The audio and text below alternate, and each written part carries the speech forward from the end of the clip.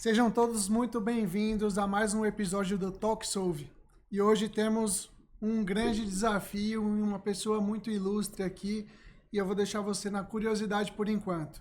Mas antes disso, deixe seu like, comentários em quem você gostaria de também ter aqui como nosso convidado.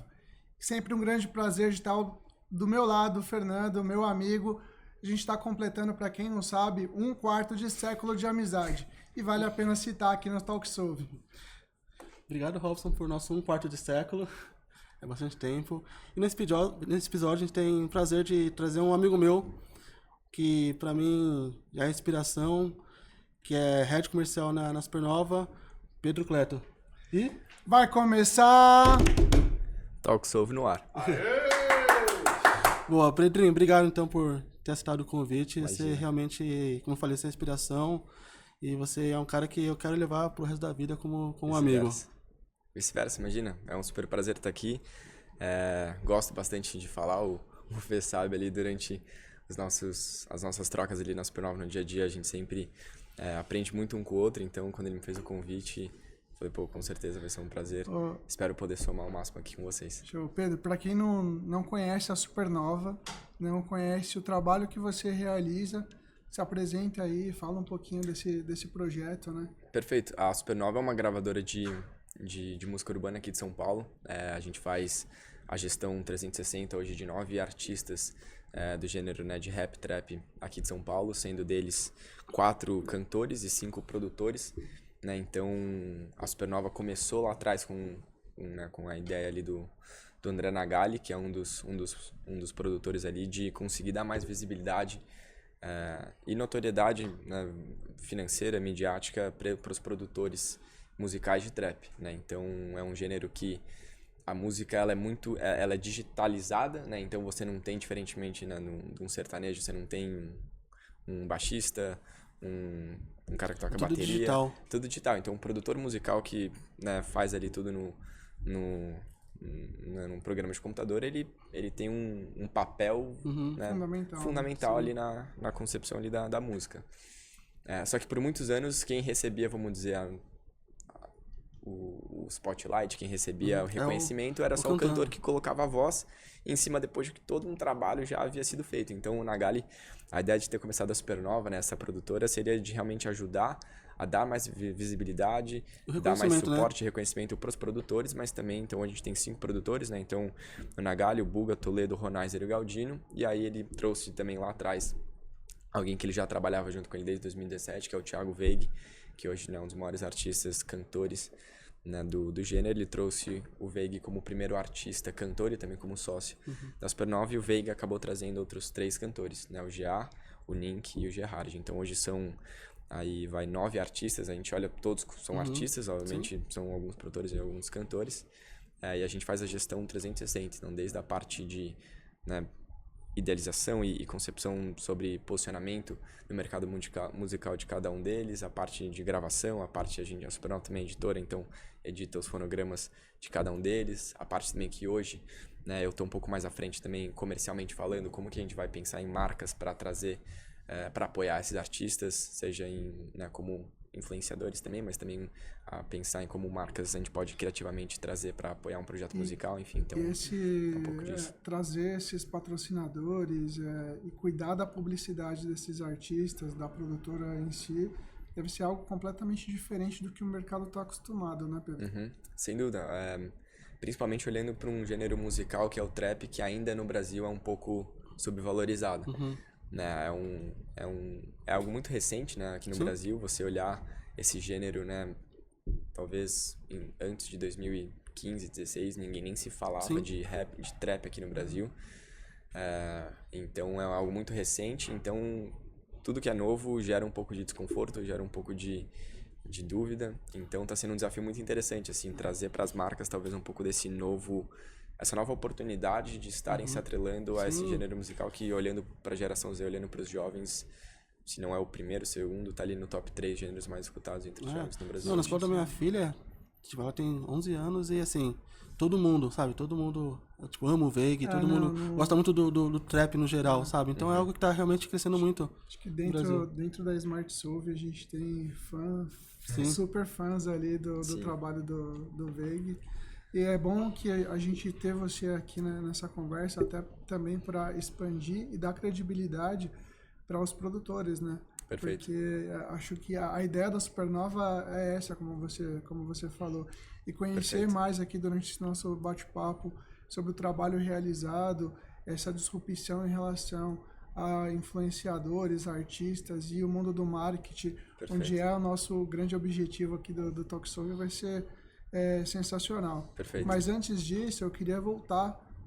Como você chegou a virar o head aqui comercial da Supernova, a sua trajetória profissional, iniciando também a sua partida aqui do Brasil para dar continuidade nos estudos lá nos Estados Unidos também. Perfeito. A minha história, a gente estava falando aqui um pouquinho antes, ela é um pouco longa, né? Apesar de eu ter só 22 anos, eu acabei, né, me mudando, como você falou, me mudando para os Estados Unidos, fui jogar tênis lá, estudar lá, voltei para o Brasil, mas, né, acho que cortando uma história com uma versão um pouco mais longa para uma versão um pouco mais curta, seria isso. Fui para os Estados Unidos para começar ao colegial lá, então eu fui para lá em 2015 para 2016, e aí até então 2021, quando eu acabo decidindo voltar para o Brasil para trabalhar eu sempre quis, né, trabalhar de certa maneira com entretenimento, e hoje olhando para trás eu enxergo o entretenimento como, vamos dizer, algo que gere atenção. Então você pega o esporte, é algo que gera a atenção das pessoas, música é algo que gera a atenção das pessoas. Então acho que eu sempre gostei disso, só que eu nunca entendi exatamente o que era, assim. E você começou no começo, você foi como participou de tênis, né? Você jogou durante muitos anos como Então a tênis. minha ideia era ser tenista. Aí quando eu fui pra lá, vi que eu não era tão bom pra ser, eu falei, beleza, acho que eu vou querer trabalhar com algo relacionado a esporte, assim. Eu sempre gostei muito. Minha família até, a gente brinca lá em Redator casa. esportivo, marketing Que eu ia ser esportivo. jornalista, que eu ia trabalhar no Sport TV, enfim, eu sempre gostei muito sobre isso. Mas no final do dia também era entretenimento como um todo, assim, que eu sempre gostei, né? Sempre gostei também muito de música. E aí quando eu acabo decidindo voltar pro Brasil, eu acabo recebendo a oportunidade de trabalhar na parte comercial da carreira do Gabriel Medina, né, do surfista. Então, o que foi uma experiência para mim muito interessante, né, ao mesmo tempo, porque ele era um cara que eu admirava e admiro até hoje como fã, e depois você ir para um outro lado de, né, ser alguém que está na equipe profissional daquela pessoa. Acho que foi muito interessante isso. para essa geração que não conseguiu acompanhar Pelé, Romário, Ronaldo, o próprio Guga, e você que teve a ideia de ser um tenista, e hoje o principal ídolo brasileiro é o Medina, né? Você pega... Ele é, né, tricampeão mundial, então... Né, acho que a nível de... Obviamente a gente tem inúmeros outros, né, atletas que se despontaram nos últimos anos, né? Você pega tanto nas artes marciais, né? Você pega talvez o Anderson Silva, né, um José Aldo... enfim, acho que a gente tem vários exemplos em outros esportes olímpicos, né? Canoagem, com Isaquias, enfim. Mas acho que ser tricampeão mundial, e acho que o primeiro campeão mundial de um esporte que nenhum brasileiro até então tinha ganhado, enfim. Então, pra mim, pelo menos... Ele abriu as portas. Ele foi um cara muito, né, que me fez também gostar muito de surf, apesar de eu não ter a mínima ideia como surfa. Então, Mas o esporte tem isso, né? com Tem esse charme, né? De você fazer com que as pessoas gostem e vire, tipo, uma febre daquilo. Então, você acaba sendo uma referência. Exato. Como pessoa, como... Exatamente. Tem esse esporte tem isso. E quando você começou com ele, você já era super fã do trabalho dele. Sim. E como foi o desenrolar de você estar ali na frente do seu ídolo, trabalhando lado a lado, com dificuldades, pô, ele é essa pessoa, ele é realmente totalmente diferente, ele é uma pessoa normal, com problemas assim como todo mundo. Exato, acho que parte muito interessante, né, do meu trabalho com ele foi justamente ver isso, que uma pessoa que é muito famosa, que é um gênio no seu esporte, também no final do dia é uma pessoa normal, que tem dias bons, tem dias ruins, tem problemas familiares, tem problemas com amigos, tem, né, dias que você acorda feliz e tá a fim de fazer tudo, e tem dias que você acorda meio triste e você tá meio... Então foi muito legal um pouco dessa percepção, que às vezes quando você não tem essa proximidade de um ídolo seu, de alguém que você admira, né, só alguém que você só acompanha nas redes sociais, você não Exato, não você tem não essa tem, visibilidade, assim, entendeu? E é um esporte de Então, alta performance, né? Então, sim, assim, é um esporte individual e é um esporte que você viaja, né, 9 meses do ano sozinho, né, só você, né, no caso ele viaja hoje em dia com o Balbino, que é o cameraman dele, mas assim, mais treinador. na hora que estiver no mar, é ele e a prancha. Exato. Só. Diferente do Então, futebol, que você tem mais um de cara lá Mas que pra. esporte Exatamente. coletivo, às vezes você consegue se destacar por ser totalmente diferente, mas você mesmo assim precisa de um Sempre super depende, apoio, né? E num esporte mais individual, por mais que você tenha a equipe ali, Exato. os treinadores que estão envolvidos, você é o principal responsável ali pelo seu desempenho. Exatamente. E aí, voltando na sua pergunta, acho que foi um período de adaptação, né? Você conheceu um ídolo seu, você começa a ir na casa dele, aí você tem o WhatsApp dele, e aí, né, você sendo muito jovem também, às vezes, né? Vai quebrando esse E paradigma, né? aí, mas acho que é com o tempo, e também ele é um cara, pô, incrível hoje, mesmo depois de, né, de conhecer ele, ainda continuo fã dele, ainda torço igual torcia antes, não ainda mais. Mas foi muito interessante ver realmente esse lado do marketing esportivo, né? Trabalhando ali com o Philip Stanford, né, que é o empresário dele, que talvez, se não é um dos melhores agentes de atletas aqui no Brasil.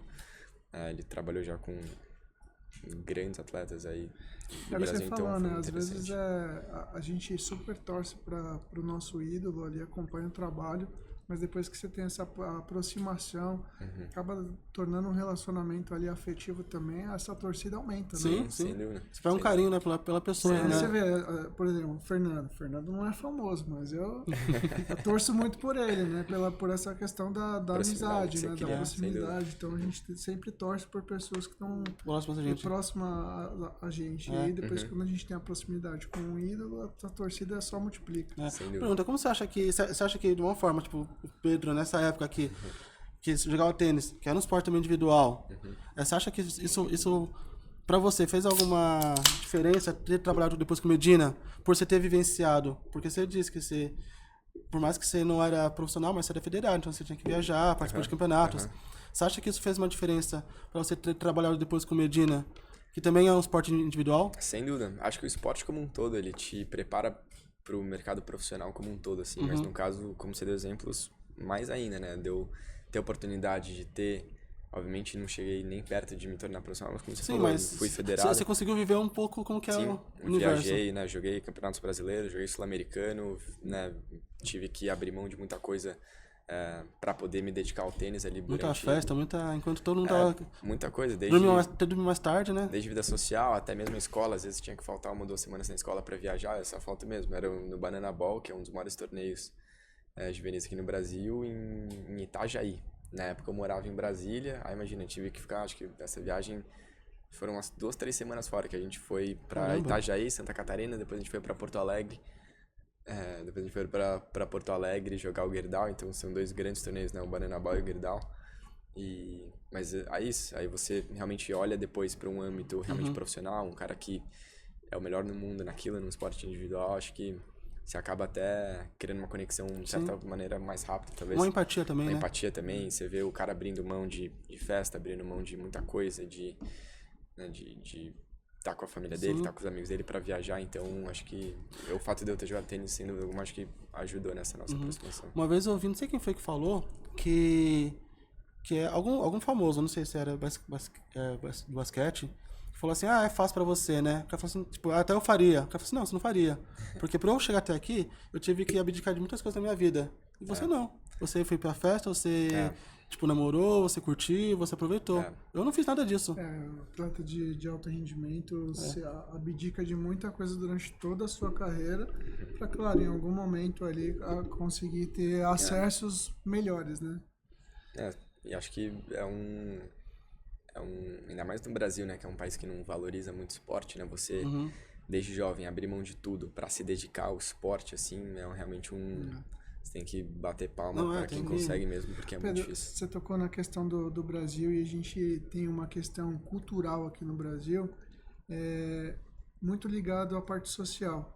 Normalmente as pessoas que começam a trabalhar jovem são pessoas que estão numa classe social que trabalham por uma necessidade. E nos Estados Unidos isso é bem diferente, né? Sim. Acho que essa foi uma das primeiras grandes diferenças culturais que eu notei, assim, tirando, sei lá, comida, língua, né, coisas mais óbvias. Acho que essa foi uma das principais coisas que eu percebi, assim. De eu ver, sei lá, amigos meus... E todos eles trabalhavam? Não dizer Grande- todos, mas sim. 90% trabalhavam, assim. E aí, sei lá, você ir num restaurante e tal, o seu amigo ali, né, da sua aula de matemática trabalhando no restaurante, aí você vai num posto de gasolina, tem alguém ali trabalhando, É igual filme.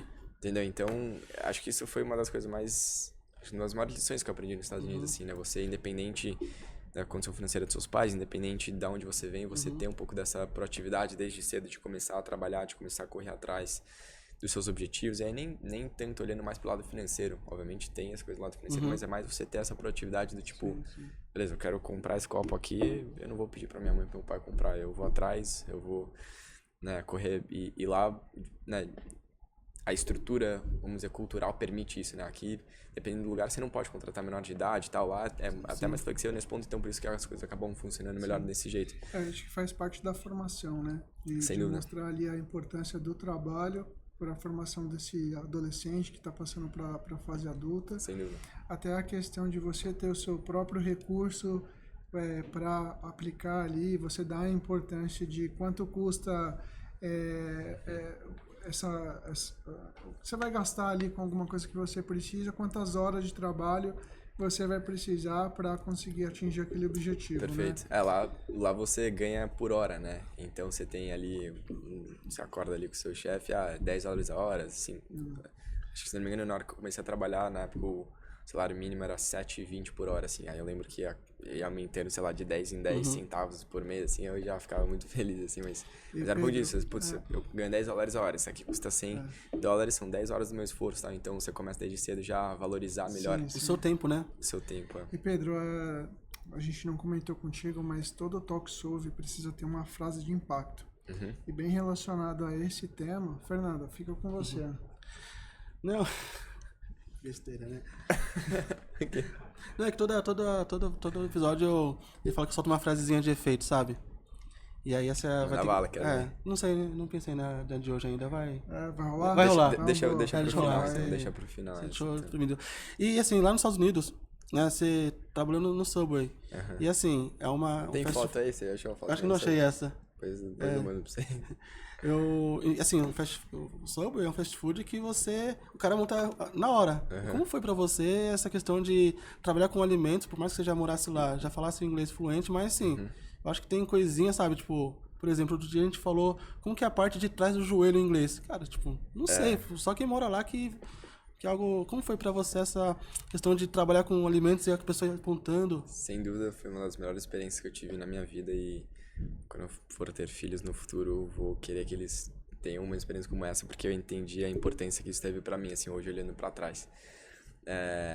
Mas, enfim, entrando mais nessas curiosidades, assim, é isso. Mesmo em português, às vezes a gente não sabe o nome de alguns ingredientes e tal, então, sei lá, como que você fala pepino em inglês, como que você fala, né, enfim, alguns nomes de alguns ingredientes. Então, no começo era uma adaptação bem difícil, assim, nesse aspecto, assim, tipo, a pessoa ia lá, pedia pedi o sanduíche lá na hora e aí eu tinha que perguntar pra ela o que ela queria no sanduíche porque eu não sabia, né? Então acho que era essa adaptação, né? Essa saída da sua zona de conforto, acho que é muito interessante, né? Então, é importante. Né? Ainda mais na época eu morava em Boca Raton, né? No sul ali da Flórida, é um lugar que tem gente do mundo inteiro. Então uma hora entrava um brasileiro, uma hora entrava um cara falando espanhol, uma hora entrava um cara falando inglês. E tava no meio da pandemia, né? Então não podia ter com máscara ainda? Com máscara ainda, então... E durante a pandemia também não tinha uma regra ali que não podiam ter tantas pessoas trabalhando, né? Tinha uma questão do distanciamento social, não podia ter muita gente trabalhando junto, então... Então você tinha que estar sozinho, né? Às vezes era eu sozinho ou eu só mais uma pessoa, e aí vinha um monte de pedido, né? No aplicativo ali, nos pedidos online ali, e aí às vezes entrava um monte de gente na loja, e aí ficava... Enfim, então era um desafio muito interessante, assim, você... Mas hoje, olhando para trás, você vê que tem muita coisa ali, além do óbvio. Então, essa questão da experiência do cliente, como que você, né, trata um cliente bem, como que você né, consegue criar ali um relacionamento que vai além de você fazer um sanduíche com aquela pessoa, entendeu? Então, enfim, depois a gente pode entrar mais no detalhe, mas acho que, resumindo, é uma experiência que eu tive que Hoje me a gente ensinou muito muita coisa. fala sobre essa experiência do cliente, mas sempre foi muito positivo e acontecia de várias formas você direcionar um bom atendimento para levar essa experiência de uma forma positiva. E assim, falando da dificuldade do idioma, quando você mudou e até essa experiência profissional aí no Subway, você gostar de escrever, conseguiu otimizar um pouquinho essa quebra na questão do idioma?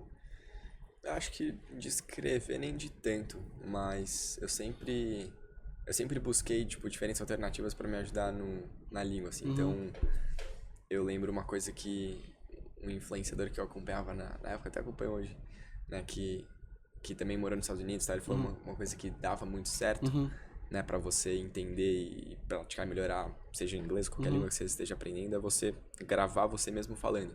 Ele falou, cria um Close Friends, bota só você no Close Friends e fica fazendo stories. Chega em casa, grava um story falando sobre o seu dia, assim, obviamente não pra postar, mas só pra você assistir. Então eu fazia muito isso, eu chegava em casa, às vezes me gravava, até pra eu entender a questão da pronúncia, como que eu tô pronunciando ou não. Porque às vezes você fala de uma maneira que depois, quando você ouve a gravação, ouve um vídeo, você fala, nossa, eu achei que eu tinha falado diferente, né? Então, isso me ajudou muito. Eu sempre gostei muito nunca fui um cara muito de ler, assim, livro, então nunca gostei de pegar, tipo assim, um livro pra ler, mas eu sempre gostei muito de, né, assistir podcast, então pegava, sei lá, um cantor que eu gostava de ouvir, um atleta que eu gostava de acompanhar e pegava as entrevistas, os podcasts que ele já foi, as entrevistas em televisão que ele já foi, então fui meio que buscando diferentes meios, assim, então acho que era um pouco disso, assim, eu ia buscando diferentes alternativas pra ir me aprimorando no inglês, assim, então acho que são 2 hackzinhos que eu usei, né, de ver entrevistas e participação de programas de televisão de artistas que eu gostava de acompanhar, e essa questão de você gravar você falando, acho que foi uma das coisas que me ajudou bastante. Isso ajuda bastante. Quando eu sou tímido, eu falo rápido, e me gravar me ajudou também a me desenvolver. Então, assim, não só às vezes na questão do idioma, mas às vezes fazer isso faz você ter um destrave, tipo, da timidez, ou da forma que você se apresenta, ou contar uma história. Você vai criando técnicas também que são adaptáveis ao seu estilo, né? Sim, então, às vezes alguém é mais quente ali, consegue ter uma dinâmica melhor para falar, para gravar, e outras pessoas são mais frias, conseguem manter o mesmo nível ali durante o tempo todo de gravação, e você vai fazendo a sua adaptação para o que melhor se encaixa com você, né? E agora, assim, voltando aqui no LinkedIn, né? Você começou a escrever no LinkedIn lá nos Estados Unidos, né? E como foi, assim, por que você se interessou pela plataforma? E como você chegou até a questão do Top Voice, né? O LinkedIn foi uma coisa, vou dizer pra você que não tinha uma estratégia muito clara na minha cabeça, né, sobre como eu iria usá-lo e, enfim, né, nem imaginava mente as portas que iriam, né, que ele iria me abrir anos depois, mas como você falou, Robson, eu sempre gostei muito de escrever e sempre um cara muito antenado em notícia, na atualidade, as coisas que estavam acontecendo no Principalmente mundo, na questão do entretenimento, esporte e dentro música. dessa questão de entretenimento, esporte e música, assim. Então, eu tava, né, na época na faculdade, tava trabalhando no Subway, e aí, uma das aulas da faculdade, o professor falou que tinha que baixar o LinkedIn lá pra criar um perfil, e aí você tinha que, né, deixar ele bonitinho, porque lá eles, durante a faculdade, eles te incentivam muito a fazer, né, apesar de ter muito essa cultura de você trabalhar cedo nesses trabalhos mais informais, depois que você entra na faculdade, a dinâmica inverte um pouco. É diferente aqui do Brasil, por exemplo, que a pessoa às vezes já entra na faculdade estudando à noite para trabalhar de manhã, ou enfim. Lá essa ótica inverte um pouco no sentido de você estuda, né, você não trabalha durante a faculdade, mas no verão, né, eles chamam, né, no verão americano, que vai ali de maio, junho até agosto, setembro, você pegar um que eles chamam de Summer Internship, né, que é um estágio de verão. Então ele fala, galera, vocês têm que preparar o seu LinkedIn e tal, para procurar o estágio de verão de vocês, e tal, etc. E aí, quando eu entrei ali, né, por conta disso, eu comecei a ver que não era só uma plataforma de currículo, vamos dizer assim, que eu montava lá meu perfil e ficava distribuindo ele, tentando buscar alguma oportunidade, alguma entrevista. Ele também poderia ser uma plataforma de conteúdo, né? Sim. Para você compartilhar notícias, tá? Eu vi algumas pessoas aqui no Brasil fazendo isso muito bem, lá fora também. E aí eu meio que juntei um pouco disso. Eu comecei a escrever sobre notícias, sobre esporte, entretenimento, música, marketing, que eu gostava de ler no meu tempo livre, assim. E eu já entendia que aquilo ali era mais ou menos a carreira que eu Antes eu queria seguir. que eu queria seguir, apesar de não ter nenhuma experiência ainda com, né, com aquilo, eu compartilhava, e até hoje compartilho muito mais conteúdos informativos, né, um conteúdo tanto ensinando, né, um conteúdo tão didático, realmente as pessoas mais, eu acho que me acompanham porque gostam de ver as notícias, tal, acabo como eu sou, né, bem ligeiro em notícia, às vezes que a primeira pessoa que ela ouve falando sobre aquela notícia acaba sendo, então foi um pouco disso, assim, e aí eu acabei criando uma comunidade, né, hoje tem acho que um pouquinho mais de 30 mil pessoas ali que me seguem, então acaba que é uma troca muito legal e aí eu enxerguei nisso também uma oportunidade de ajudar ou, né, inspirar outros jovens também a conseguirem oportunidades de emprego ou outras oportunidades econômicas que sejam a partir de conteúdo no LinkedIn. Então hoje muito do meu papel lá é muito de inspirar e não só jovens, mas pessoas como um todo a olharem para o LinkedIn. Como uma plataforma de que realmente... E é legal que o que você fez é que pouca gente faz. Que é o quê? Em vez de você tipo, procurar estágio, emprego... Você já que você já não tinha ainda o emprego, você fala assim, ó... Então já deixa eu fazer o que eu quero fazer, o que eu almejo. Tipo, não vou aceitar qualquer coisa. Você já vai, já faz, já até se porta como já estando naquela posição. E aí as coisas vão acontecendo. Exato. Então acho que, como eu falei, eu não tinha uma estratégia muito clara. Você né? só fez o que você se via no futuro. Exatamente. E acho que parte também do motivo pelo qual deu muito certo é que o LinkedIn era sempre encarado como uma rede social de pessoas mais velhas, tá? E quando eu vi um moleque lá de 18, 19 anos escrevendo e, né, dessa parte, eu escrevo de uma maneira bem fácil das pessoas lerem e entenderem. Eu leio lá. Então, acabou que o engajamento começou a aumentar bastante, aí me aproximei bastante da galera, né, do LinkedIn aqui no Brasil. Fui selecionado aí uma das 10 pessoas mais influentes do LinkedIn. Ô Pedro, ano passado, enfim, então... falando nesse reconhecimento, né? Explica para quem está acompanhando aqui o que é ser top voice no LinkedIn e como você recebeu essa honraria aí. Então, hoje em dia, na época que eu ganhei era um pouco diferente do que é hoje, assim. Mas, acho que se não me engano, desde 2016, 2017, mais ou menos, eles fazem uma lista de, se eu não me engano, 25, 30 nomes de todos os setores, assim, de pessoas que são referências ali nos seus temas. E aí, no ano que eu ganhei, em 2022, eles quebraram essa lista de 30 nomes em 3 de 10. E aí, hoje, eles, inclusive, mudaram, não sei exatamente como está hoje, mas na época, né, nesse ano, acho que teve uma lista de Next Gen, que eles chamam, né, da nova geração, de sustentabilidade e RH e carreira. Então, eles selecionaram 10 jovens, né, 10 pessoas que trabalham com isso RH e carreira. por região, então Brasil ou mundial? Não, por região. Tá. Então, Brasil, não sei se tiveram essas mesmas listas em outros países, mas em 2022 no Brasil essas foram as 3 listas. E aí eles me selecionaram para essa, então foi um reconhecimento que acho que também me... E chegou pra você, tipo, um inbox lá, tipo, do pessoal do LinkedIn? Eles me mandaram um e-mail. Me mandaram um e-mail em janeiro e a lista saiu em fevereiro, assim. Mas até uma história, eu até contei naquele outro podcast do Partners.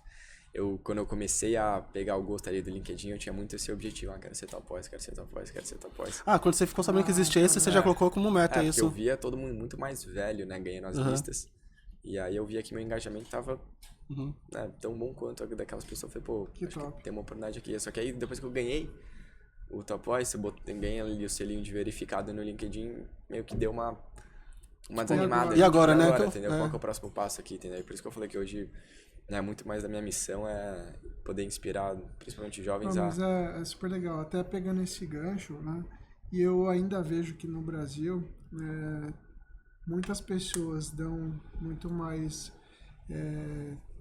despendem tempo nas redes sociais mais convencionais, Instagram, Facebook, e não dão ênfase no LinkedIn, que é uma plataforma que é profissional. Você tem vários recursos ali dentro até para capacitação profissional. Sim. E oportunidades, assim como você teve. Se você pudesse deixar uma mensagem para esses jovens, né, como forma de inspiração mesmo. Não são jovens, acho que todo mundo, né? Acho que a minha história acho que fala por si só, né? Sim. Acho que quando eu voltei dos Estados Unidos para trabalhar com o Gabriel em 2020, começo de 2021, eu tinha acabado de chegar no Brasil. Um dos fundadores da Supernova, né, o Guga, me mandou uma mensagem ali no LinkedIn. Pô, que legal, te acompanho aqui no LinkedIn desde que você mora lá nos Estados Unidos, legal que você tá de volta, também sou muito fã de esporte, legal que você tá com o Gabriel agora. Eu tô também, eu tenho minha carreira, né, corporativa no paralelo, mas eu tô começando também um projeto paralelo aqui, né, que é a Supernova, que vai ser uma gravadora de rap em sociedade com o Nagali, que é um amigo meu de faculdade, os dois fizeram SPM juntos. E a gente vai lançar nosso primeiro artista, que é o Thiago Veig, né? Vejo que você posta bastante coisa sobre trap e tal. Vamos fazer uma ligação pra eu te contar do projeto e tal. Eu tinha acabado de chegar no Brasil, tipo, sei lá, segunda ou terceira semana minha aqui. Eu falei, pô, claro, vambora. E o LinkedIn que proporcionou essa... Então, se não fosse o LinkedIn, com certeza, sim, não estaria hoje na Supernova, assim, mas... então, e aí a gente foi estreitando esse relacionamento. Eu apresentei, depois de anos, né? O Veig foi crescendo ali, musicalmente falando. Aí apresentei o Medina pro Veig, os dois hoje são muito amigos. E aí o relacionamento dos dois acabou também que eu comecei a me aproximar mais do Guga, né, dos outros sócios ali da Supernova, até que eles me fizeram um convite para entrar na Supernova no final do ano passado. É o poder também das redes sociais, né? Muitas pessoas acham que é besteira, é frescura. Não, você vê que quebra barreiras. Você vê que você, lá nos Estados Unidos, começou a fazer conteúdo, veio até aqui, atingiu, né, o Guga, ele viu, gostou, vocês se conectaram e hoje, por intermédio do LinkedIn, lá daquela conexão lá atrás... Então Você vê, quando você coloca objetivos e você faz um planejamento pessoal, né, você acaba encurtando o caminho, né? Porque você direciona seus esforços para atingir aquele objetivo. Acho que hoje em dia, independente, né, do que você trabalha, é muito importante você produzir conteúdo em alguma rede social, assim. Aí, particularmente, eu gosto mais do LinkedIn porque eu sou um cara mais de escrever, né? Então, e o alcance orgânico lá no LinkedIn é muito bom, né? Ou seja, você consegue crescer organicamente lá. Como você falou, né? Você, quando tá na faculdade, você não tinha profissão, você trabalhava no Subway, então você fala assim, então eu já quero focar nisso. Então, você já começou a se portar no LinkedIn como tal, já escrevendo, depois você viu que do Top Voice você já almejou isso, então assim, você colocou as metas e você foi alcançando as metas com base no que você fez, então é importante planejamento. Acho que o único erro talvez que eu cometi foi talvez ter tido, né, isso daí como a única meta. Se você bota metas tão tangíveis, depois que você chega lá, você desanima, entendeu? Sei lá, se o seu objetivo na vida é, eu quero ter X milhões de reais na minha conta, se você trabalhar, você vai conseguir, entendeu? E aí depois, e depois que você conseguir, entendeu? Então, acho que o importante é isso, você sempre ter metas, né, palpáveis, metas, né, tangíveis, que você consiga, né, entender até realmente a proximidade que você tá delas, mas acho que tudo que você faz na vida tem que ter um propósito maior por trás, que é isso que vai te sustentar e te guiar no médio e longo prazo. Sim. E falando assim sobre os seus desafios à frente dos patrocinadores do Medina, né? Tem alguma grande história, assim, ou o que foi disruptivo nessa questão do marketing? Você chegou a citar ali sobre o espaço laser, né? Algo completamente diferente do que a gente vê na publi convencional, né? Acho que muito, e aí acho que parte, né, das questões mais técnicas que eu aprendi trabalhando com o Gabriel e com o Felipe, né, empresário dele, é muito isso, assim, né? Olhando pro Gabriel, para ele quando eu voltei dos Estados Unidos para trabalhar com ele, ele tinha, né, todas as categorias de patrocínio, né, a gente chama de travadas, assim, né? Então, não alcoólico ele tinha Guaraná, alcoólico ele tinha Corona, roupa ele tinha Rip Curl, tênis Adidas, era tudo traçado, hotelaria tudo já... ele tinha Surfland, banco ele tinha Bradesco, então ele tinha tudo travado. Então a gente fazia, né, no caso quando eu voltei, era muito mais um trabalho de gestão desses contratos do que de prospecção de novos contratos.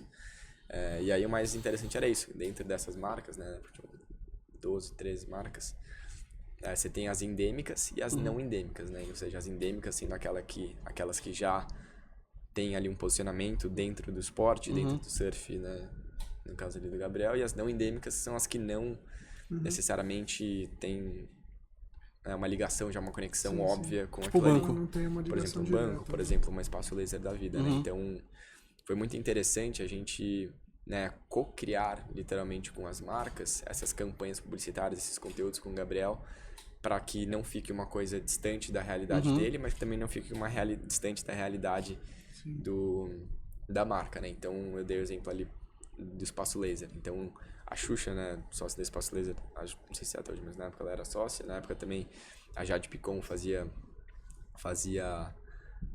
ela era também garota propaganda da marca, e aí a gente tinha o Gabriel. Só que a maneira com que a marca usa uma Jade Picon não é a mesma maneira que você vai usar um Gabriel Medina, entendeu?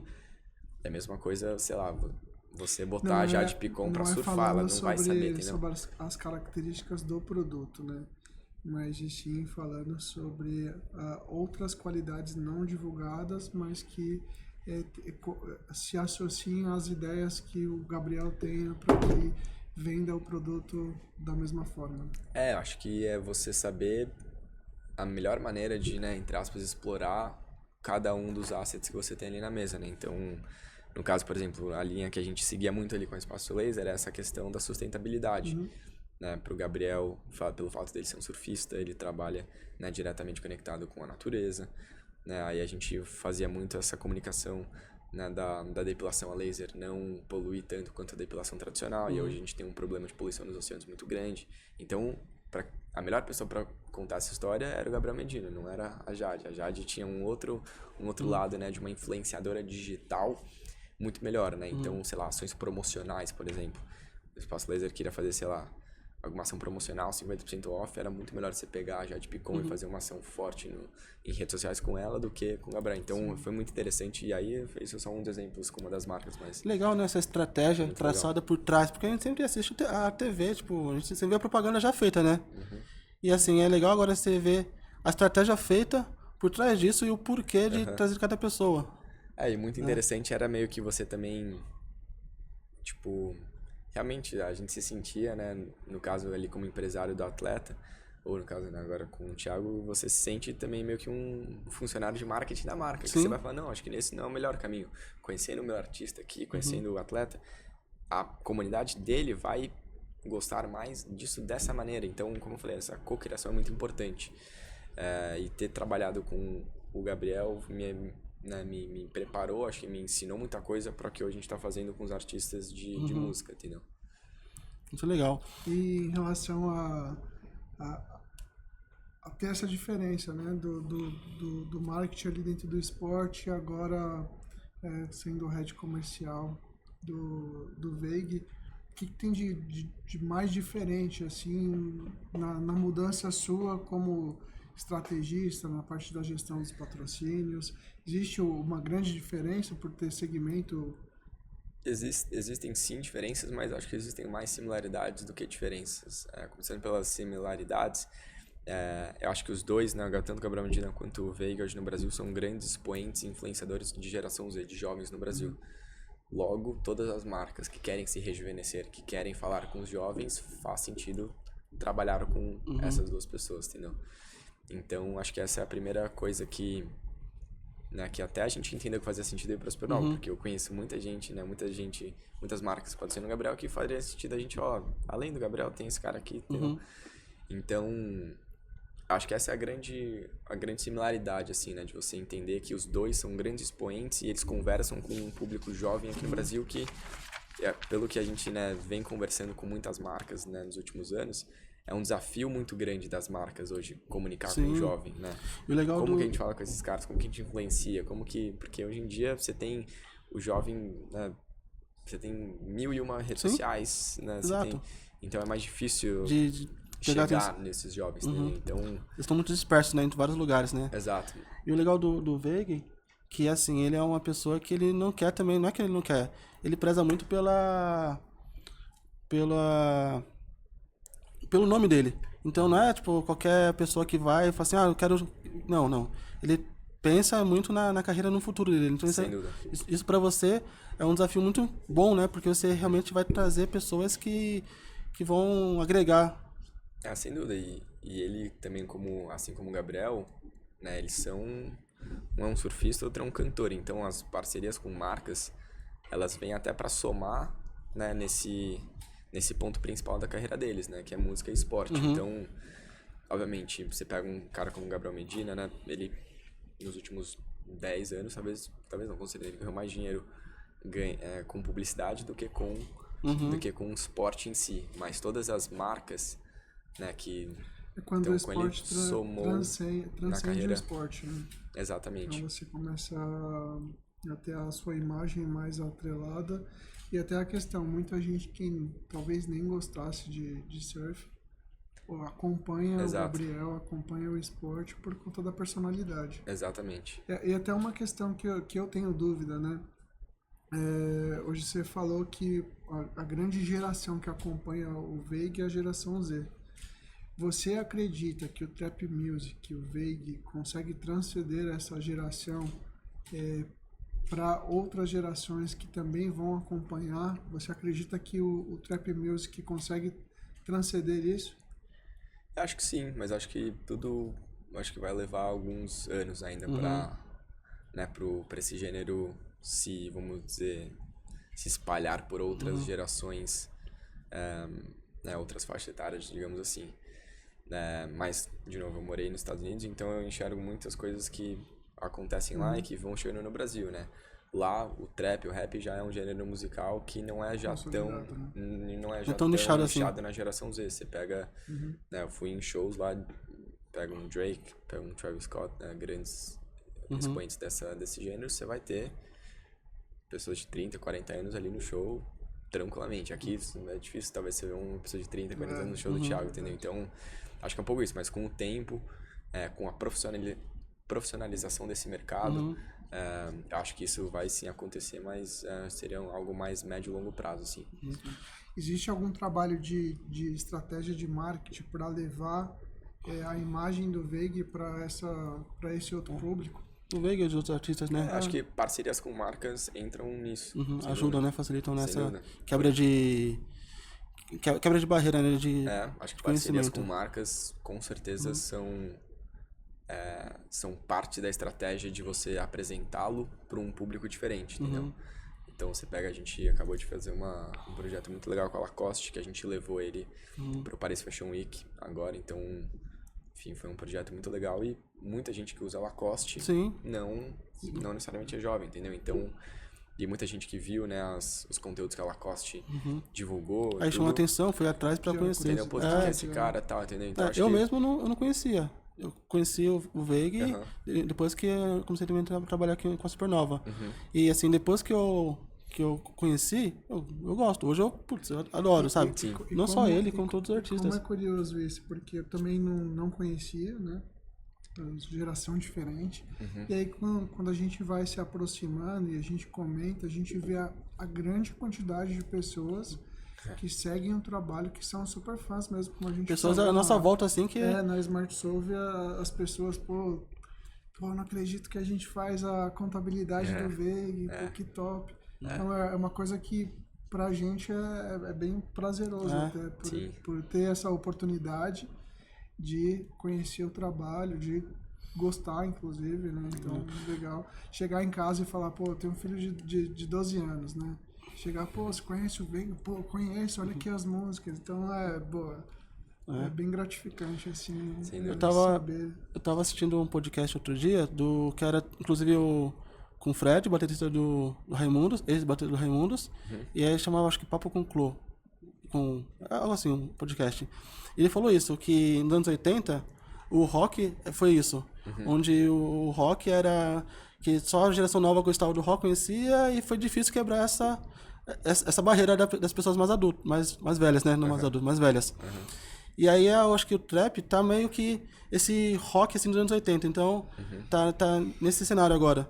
De agora, tipo, ser o trap, algo que tá sendo o boom do momento e tá querendo barreiras pra mundialmente falando. Sem dúvida. E acho que mas o mais importante do que isso vai ser, eu acho que essa profissionalização desse mercado, né? Porque como é um mercado muito novo, né? De música urbana como um todo, né? Você pega o funk, já vem, né, diante do trap em si, mas acho que quando a gente começar, né, não só como Supernova, mas Main Street, mesmo o GR6 ou 30, né, que é uma gravadora do Matuê, quando essas empresas também, né, os CNPJs começarem a se estruturarem cada vez melhor e começarem a profissionalizar mesmo as conversas e as dinâmicas de trabalho, isso daí vai ajudar muito ao trap continuar crescendo e se tornando cada vez mais mainstream quanto outros gêneros musicais. Eu acho que esse novo momento digital, onde tem Spotify, que o Spotify, até o Instagram, acho que isso facilita também, né? Porque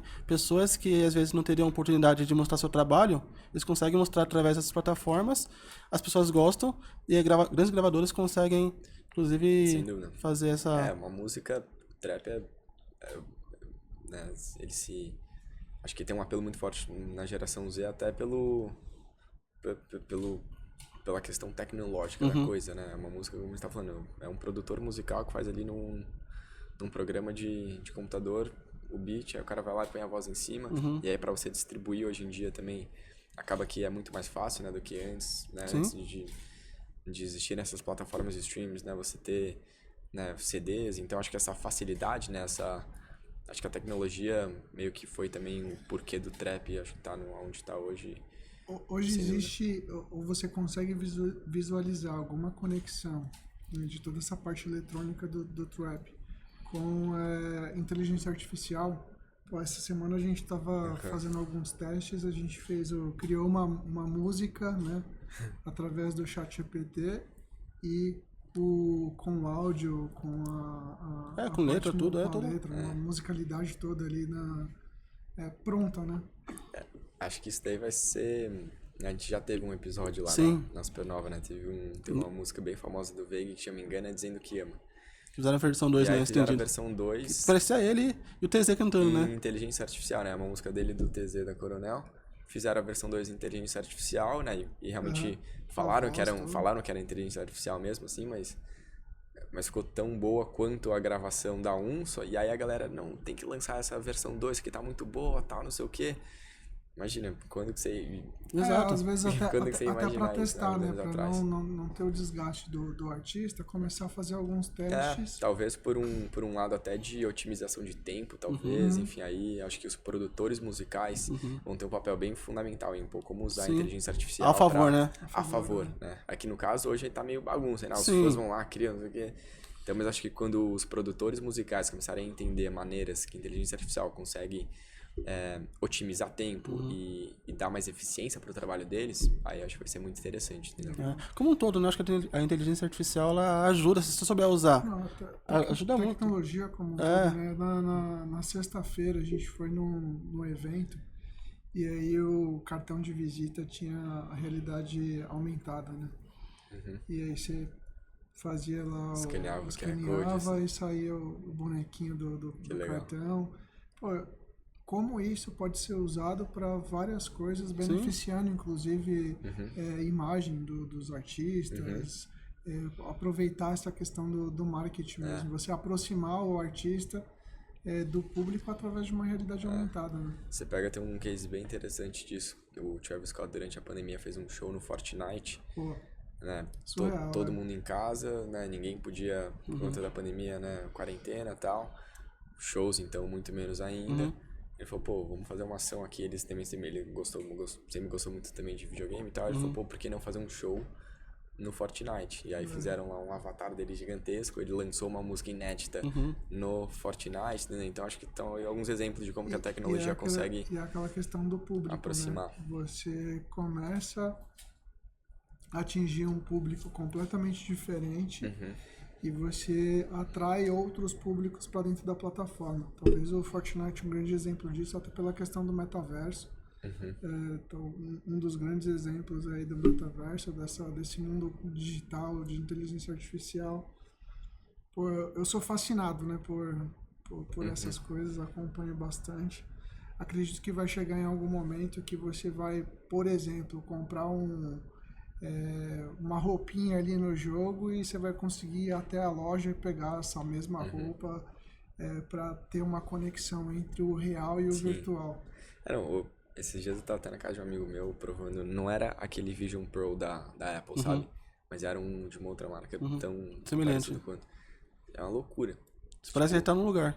Você tira, depois a hora que você tira o óculos, sei lá como é que chama aquele negócio, você fala, nossa, mas que chato, quero voltar, assim. Eu lembro que eu assisti um podcast que eu acompanhava bastante lá nos Estados Unidos. Jogador número 1, né?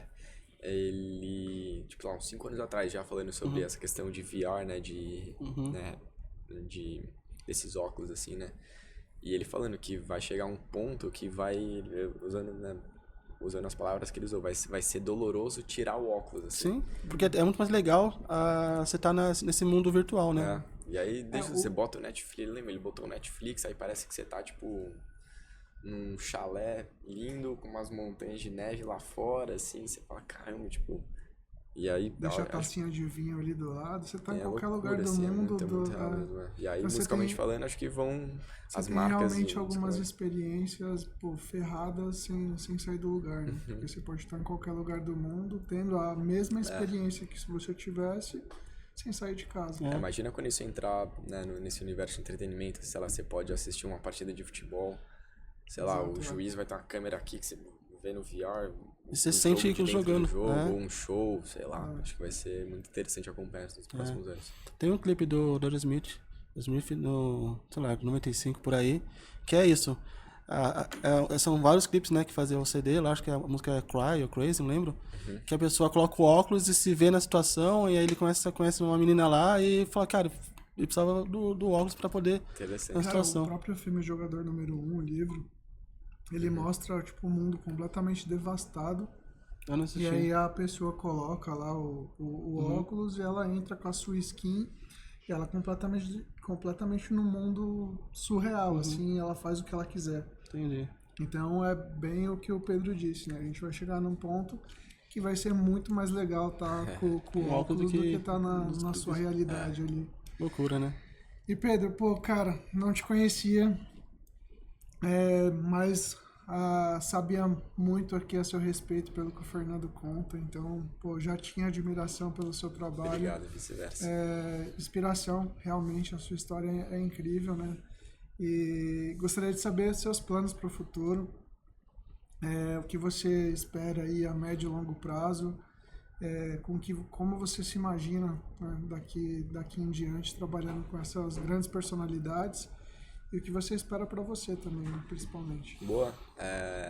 Acho que assim, quanto a planos de futuro, assim, quando eu olho para trás, né, os últimos 5, 6, 7, 10 anos da minha vida, eu vejo quanta coisa mudou, então... Às vezes eu tento olhar pra frente, fica até um pouco difícil assim de imaginar, mas hoje estou muito feliz aqui no Brasil, trabalhando com que a gente trabalha lá na Supernova. Eu acho que a gente tem uma oportunidade, né, muito interessante de fazer algo muito novo no Brasil, né, de você realmente criar uma gravadora de trap, uma plataforma de entretenimento muito diferente de tudo que já existe no mercado. Então acho que, né, olhando mais para a Supernova, assim, acho que a gente tem uma missão muito interessante, né, de fazer algo muito novo aqui no Brasil, de, né, posicionar o Veig e os outros artistas realmente como grandes personalidades aqui no Brasil, tanto musicalmente falando, quanto artisticamente falando, com parcerias com marcas, né, como a gente falou aqui um pouco mais cedo. E agora, assim, por cortar, né, agora, tipo, a questão do lançamento, tem o GA que acabou de lançar, tem Nagali que lançou agora recentemente um clipe, então, assim, eu acho que é um mercado que tá em alta, né? E é muito legal, assim, eu me sinto muito feliz lá na Supernova hoje, né? O Fez, sabe, da relação próxima que todo mundo tem lá dentro, todo mundo é muito amigo, então acho que, né, olhando mais a nível de carreira, assim, eu tô, né, muito feliz lá e sou muito movido, assim, por desafios, assim, né? Acho que o motivo tal pelo qual eu decidi ir pra Supernova é muito pelo desafio, né?